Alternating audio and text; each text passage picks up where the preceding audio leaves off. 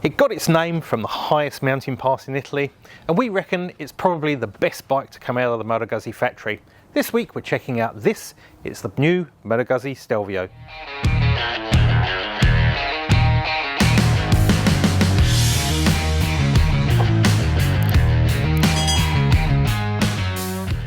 Hey everyone, Paul from Bike Rider TV here down in New Zealand, bringing you all the latest news, reviews and motorbike tests.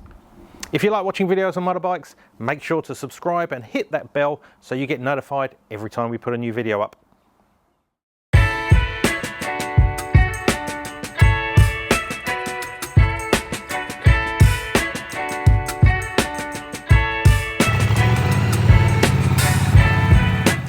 Now, we loved the Moto Guzzi V100 Mandello. We tested it a year or so back. It was the first bike to feature the new V100 power plant from Moto Guzzi, and it was an absolute peach. More road bike, a bit sporty, but also with a bit of the Guzzi character. We absolutely loved it. In fact, we didn't think it would get any better, but with this, the Stelvio, well, I think we've been proven wrong.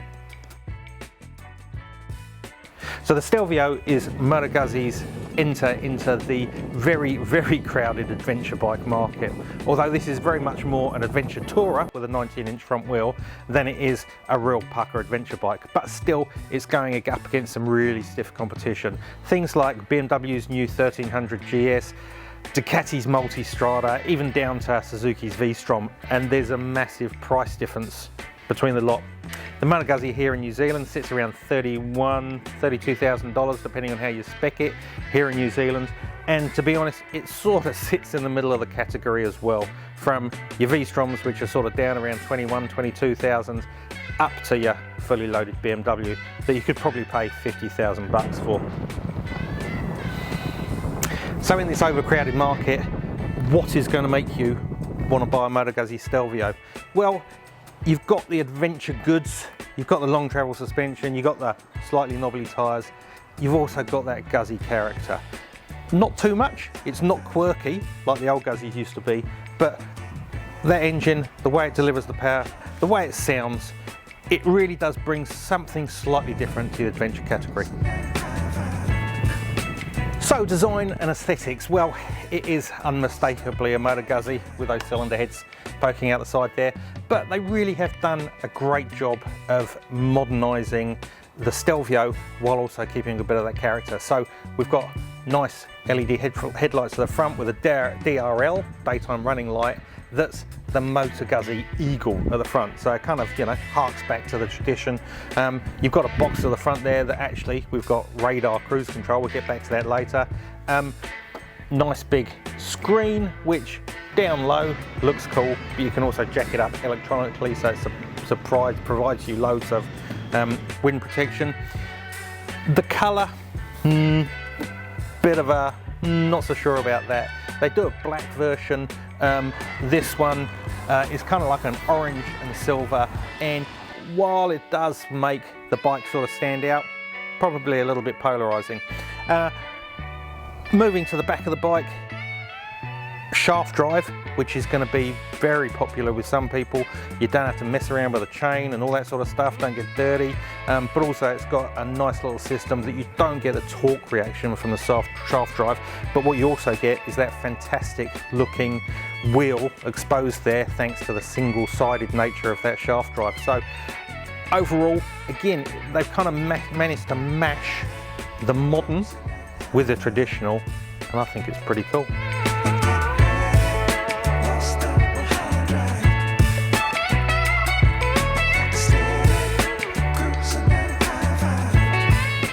Italian bikes in the past could be a little bit questionable, can we say, with regards to build quality, but ever since Moto Guzzi has been owned by the Piaggio group, yeah, that's completely disappeared. It is as well built as anything else you probably see from the Japanese and what have you out there.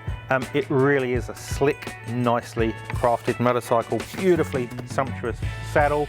We've got a full-on 5-inch TFT dash, which has got all the bells and whistles. We've got electronic aids, we've got different power maps, again thanks courtesy of the Piaggio group, who do some fantastic electronics with Aprilia. Overall, it's a really slickly, really nicely put together bike that's got just some really lovely quality touches about it. Kind of everywhere you look, that sort of gives you that little bit of warm, fuzzy feeling that you're riding something that's a bit different.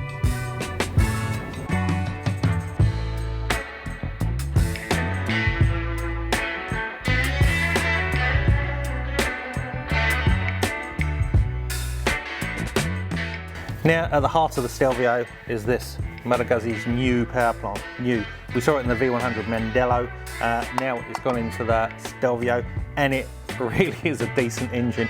Okay, it's only making 115 horsepower, I think 105 newton meters of torque, so you're not into fire-breathing 160 plus horsepower KTM adventure territory, but for a bike of this nature, it is a beautiful power plant. First time we've seen water-cooled V-twin from Moto Guzzi in this and the Mandello, and it's much smaller, much tighter, much more compact. It's got a balancer shaft, so you don't get that sort of shaking with the mirrors wanting to like shake themselves off at standstill that you used to get with the old Moto Guzzis. It is a thoroughly modern power plant that works really, really well in the Stelvio.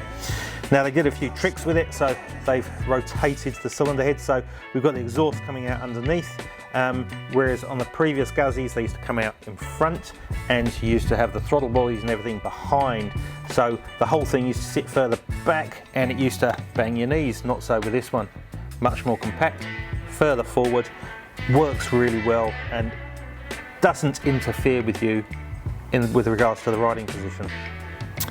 When you're out riding on the bike, it's kind of a power plant of sort of two attitudes, in that there's loads of that V-twin sort of torque at the bottom, but actually max power is 8,700 revs, I believe, and max torque is sort of 6,500, so you can hang on to the revs and it really does get up and go once you get over that sort of 6,000 RPM mark. Now, this one hasn't been optioned with a quick shifter. We had a quick shifter on the Mandello that we tested. If you're going to buy one of these bikes, get the quick shifter. Seriously, do not buy this bike without the quick shifter. It is so sweet and it works so well with the package that you really would be sorry if you didn't get it.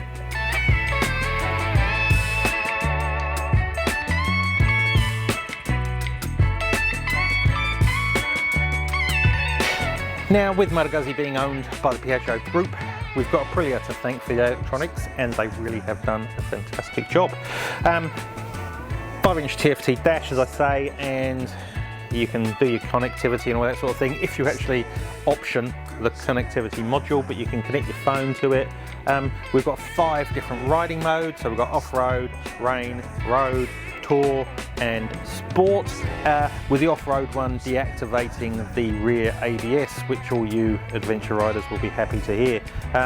We've got lean sensitive aids as well, so we've got an IMU inside, so that means we've got cornering ABS and also with the traction control and the power modes and what have you. Put it in sport mode, it obviously doesn't have a wheelie control because I came out of intersection on this the other day, gave it a big handful in first gear and the front wheel headed for the sky, which is very un-Moto Guzzi-esque, but this isn't a regular Moto Guzzi.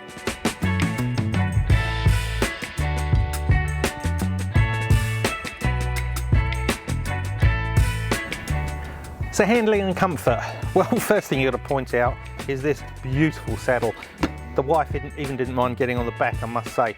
It is super, super sumptuous and reasonably low, so you sort of sit in the Stelvio rather than sitting on top as you do with sort of the more dirt-orientated adventure bikes. So it actually makes you feel quite secure in there. Keeps the weight low, keeps the centre of gravity low, which in turn actually aids the handling, and it is a sweet handling bike. Big tall handlebars here, so that will help if you're going to be standing up and doing a bit of off-road riding, but you don't necessarily have to put masses of force through the handlebars to get the Stelvio to turn. It really does want to flick from one side to the other. I was a little bit worried about the linkless rear shock. They can tend to be a little bit reboundy, a bit bouncy, but the suspension actually has been pretty sweet out of the box, to be honest. Not done anything too aggressive, but done a lot of road riding, a bit of gravel stuff, and out of the box it has been really sweet to ride. The maps actually make a difference, so they really do change the throttle response, and sticking it in sports mode really does make it quite snappy, quite fast, quite aggressive. But chucking into off-road mode, or even actually going through and changing the maps yourself so you can pick what you want with each mode, can just sort of dial down that throttle response and just make it a bit more comfortable. Gearbox, you do get a donk when you chuck it into first, and when you do have someone on the back, it is a little bit tricky to make it smooth. Again, option the quick shifter. Remember, get the quick shifter. That would cure any sort of that backwards forward sort of thing when you're changing gear. Hydraulic clutch is nice, but yeah, you just have to be super smooth with your shifts if you want the ride to be smooth. As I say, power delivery is a real peach. It's a great road bike. It's got loads of stomp in the mid-range. You can hang on to those revs, but it's not really that sort of bike.